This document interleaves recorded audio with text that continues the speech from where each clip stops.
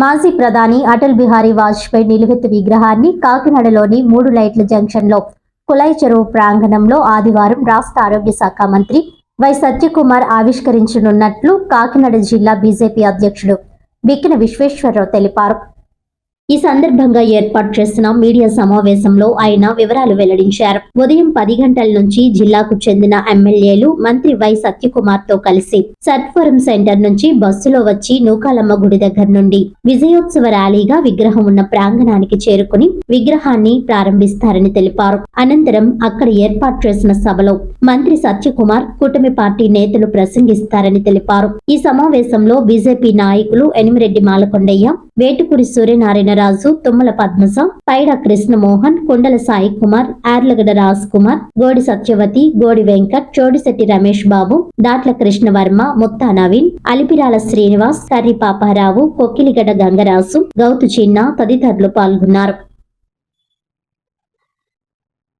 అటల్ మోడీ సుపరిపాలన యాత్ర అనే కార్యక్రమంలో భాగంగా రాష్ట్ర పార్టీ అధ్యక్షులు శ్రీ పివిఎన్ మాధవ్ గారి యొక్క ఆదేశాల మేరకు రాష్ట్రంలో ఉన్నటువంటి ప్రతి జిల్లా కేంద్రంలోని కూడా శ్రీ అటల్ బిహారీ వాజ్పేయి గారి యొక్క స్టాచ్యూస్ని నెలకొల్పాలనేటువంటి కార్యక్రమం నిర్వహిస్తూ ఉన్నారు.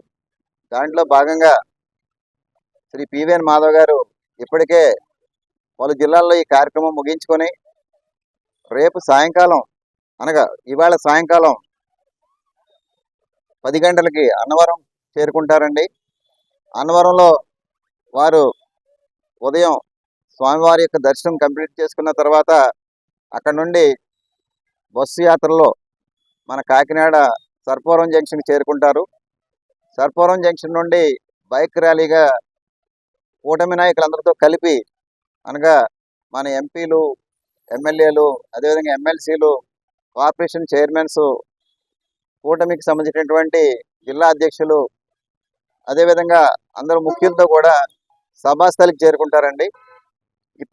ఇప్పటిదాకా ఈ సభాస్థలిని 3 లైట్ల జంక్షన్గా మనం అందరం కూడా పిలుస్తూ ఉన్నాం.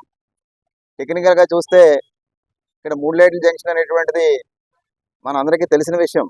కానీ మేము కాకినాడ మున్సిపల్ కార్పొరేషన్ వారిని కూడా అభ్యర్థించాం. ఇక నుండి అటల్ బిహారీ వాజ్పేయి గారి స్టాచ్యూ రేపు నెలకొల్పబడుతుంది కాబట్టి రేపటి నుండి ఇది అటల్ చౌక్ లాగా, అటల్ మార్గ్ లాగా, అటల్ పార్క్ లాగా వారికి ఏ కంఫర్ట్ ఉంటే ఆ కంఫర్ట్గా వారు దీని నామకరణం తిరిగి చేయమని చెప్పేసి కోరుతూ ఉన్నాం.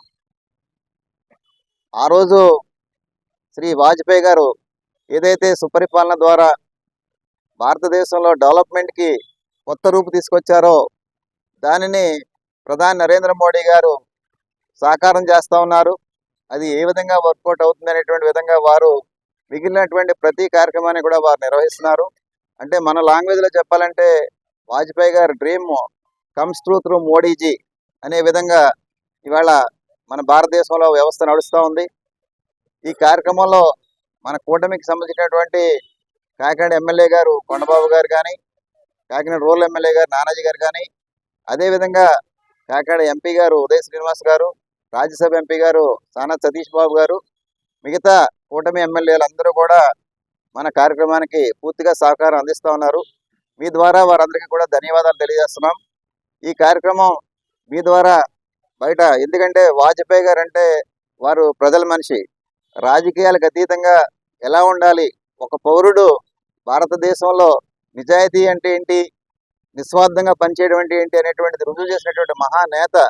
అటువంటి వ్యక్తి యొక్క స్టాచ్యూని కాకినాడ నగరంలో నెలకొల్పడానికి మా వంతుగా మేము చిన్న కృషి చేసినందుకు గాను మా జీవితం ధన్యమైందనే విధంగా ఇక్కడ ఉన్నటువంటి భారతీయ జనతా పార్టీ శ్రేణులు అందరూ కూడా భావిస్తున్నాం. అదేవిధంగా ఈ కార్యక్రమానికి సహకారం అందించినటువంటి కూటమి నాయకులకి, పెద్దలకి, మా పార్టీ శ్రేణులకి అందరికీ కూడా నమస్కారాలు తెలియజేస్తున్నాం.